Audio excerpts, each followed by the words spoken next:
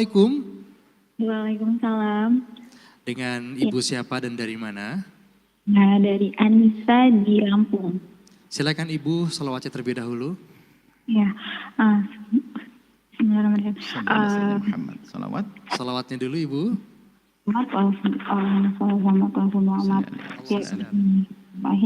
Ya, Buya.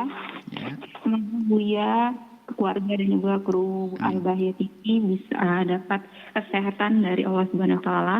Buya, yang ingin saya tanyakan, saya suka membuka aplikasi TikTok. Apa? Aplikasi TikTok. Saya suka membuka aplikasi TikTok. TikTok ya. Di sana banyak sekali jenis lagu, banyak sekali lagu-lagu dengan segala genre. Nah, yang saya ingin tanyakan, apa benar jika saya membuka TikTok dengan banyak lagu, itu akan mengurangi pahala saya, apalagi di saat ini sedang Ramadan. Padahal Buya, di aplikasi TikTok itu banyak sekali hidayah yang saya dapatkan terkait terutama dalam hal ibadah ya, seperti halnya saya sampai detik ini masih istiqomah tahajud karena aplikasi tersebut gitu. Maksudnya akibat dari cuplikan-cuplikan video dari ustadz-ustadz gitu. Jadi buat hati saya tergerak dan banyak sekali hidayah-hidayah yang saya dapatkan dari aplikasi tersebut gitu. Nah, yang saya ingin tanyakan, apakah yang saya lakukan itu masih terbilang salah gitu Bu ya? Karena banyak sekali yang mengatakan bahwa hukum mendengarkan musik itu haram. Terima kasih. Dengar apa? Mendengarkan musik itu haram Bu ya. Ya. Baik, mungkin tafadhol Bir bisa langsung jawab. Baik. Bismillahirrahmanirrahim. Di bulan Ramadan memang hendaknya siapapun dari kita lebih menyibukkan diri kita dengan urusan ibadah-ibadah yang sifatnya jelas seperti sholat, baca Al-Quran, ya, termasuk belajar semacam ini. Akan tapi juga tidak dilarang ada saat-saat kita rehat, mendengar nasyid-nasyid yang menggugah hati, membangun jiwa, membangkitkan semangat. Tentunya di situ kan ada rambu-rambunya, ya, rambu-rambunya. Jangan sampai tiba-tiba ada aurat yang dibuka di situ dan sebagainya. Kalau hukum musik ini sudah kami jelaskan, musik adalah seperti hal yang lainnya. Jika sudah menjadi kebiasaan orang-orang nggak benar juga nggak boleh. Sebab kalau bicara musik ini kan harus kita bahas tentang hukum menyenandungkan syair, di mana tempatnya, kapan waktunya, kan begitu.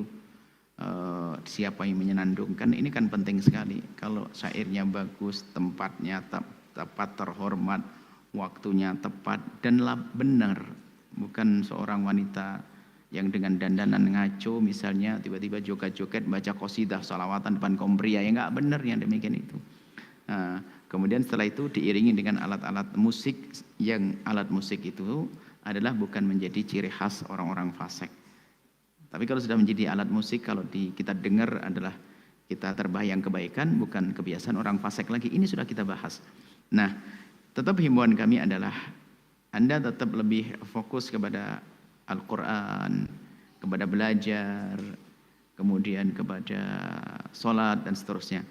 Adapun tadi orang yang punya kebiasaan mengambil ilmu dari media seperti yang Anda ceritakan, bukan terlarang, tapi Anda harus waspada. Pertama, yang Anda ambil itu sudah jelas ustadznya. Sebab kalau sudah masuk media sosial, apakah itu YouTube atau TikTok atau apalagi, itu kan liar. Siapa saja bisa membuat itu semuanya dan bisa menampilkan konten dakwah. Dan ustadz pun juga bermacam-macam, membawa akidah yang bermacam-macam. Maka Anda tidak boleh sombong kepada Allah, tidak boleh sombong kepada ulama lalu mengatakan aku bisa nyeleksi. Anda jangan berkata begitu. Anda harus pastikan bahwasanya yang Anda ambil itu channel yang benar.